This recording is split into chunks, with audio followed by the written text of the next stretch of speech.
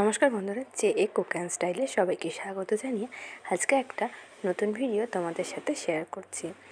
আশা করি বন্ধুরা সকলেই কম বেশি চাইনিজ খাবার খেতে খুবই ভালোবাসো। আর আজকে সেই চাইনিজ খাবারের মধ্যে পাস্তা হলো একটি অন্যতম চাইনিজ খাবার। তো সেই চাইনিজ খাবারটাই আজকে তোমাদের সাথে শেয়ার করছি, কিভাবে পাস্তাটা করব।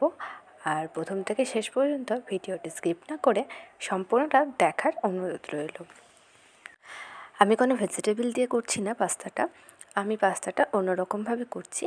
তো ভালো লাগলে অবশ্যই কমেন্ট সেকশানে জানাবেন।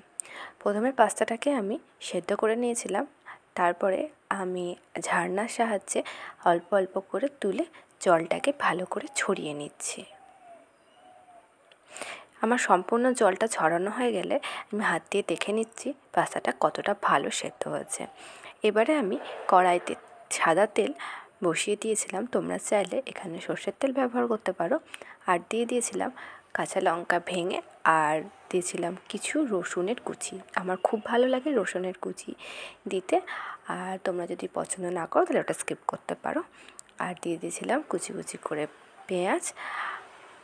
পেঁয়াজটাকে আমি সুন্দর করে লাল লাল করে ভেজে নেবো। যেমন রসুনটা ভালোভাবে ভেজে নিয়েছিলাম, ঠিক তেমন পেঁয়াজটাকে সেরকমভাবে সুন্দর করে লাল করে ভেজে নেওয়ার পরে আমি এই পেঁয়াজটা বেরেস্তার আকারে কেটেছিলাম, তোমরা চাইলে অন্যরকমভাবে কেটে দিতে পারো।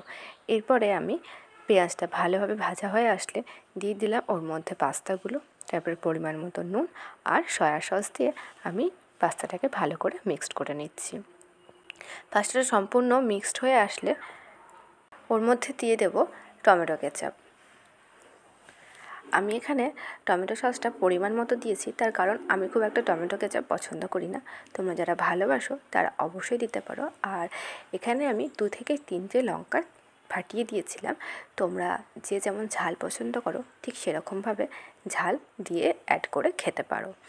তো আমার পাস্তাটা নাড়াচাড়া করে নিচ্ছি এবং সরের পাস্তা মশলা আমি এবারে অ্যাড করছি। পাস্তা মশলা, সয়া সস, টমেটো সস, পেঁয়াজ, রসুন সমস্ত কিছু যেগুলো ভাজা হয়ে গেছে কমপ্লিট, এবার সব কিছু দিয়ে আমি খুব ভালোভাবে মিশ্রণটাকে খুব সুন্দর করে মিশিয়ে নিচ্ছি। কেননা এটা ভালোভাবে না মিশে থাকলে বা পাস্তার গায়ে কোনো মশলা লেগে না থাকলে সে পাস্তাটা খেতে খুব একটা টেস্ট হবে না। তো আমি পাস্তা তো এভাবে বানাই। তোমরা কে কীরকমভাবে পাস্তা বানাও সেটা তোমাদের প্রসেসটা অবশ্যই কমেন্ট সেকশানে জানিও। আর আমি আগের থেকেই ভেজে রেখেছিলাম ডিম ভাজা। আর ডিম ভাজাটা তো তোমরা সকলেই জানো কীভাবে ভাজতে হয়, তাই আর দেখালাম না। তো আমার পাস্তা রেডি, তোমরা সার্ভ করে নিও। আর আমি এইভাবে টমেটো সস দিয়ে খুব সুন্দর করে সাজিয়ে নিয়েছিলাম। কেমন লাগলো আমার এই রেসিপি অবশ্যই জানিও।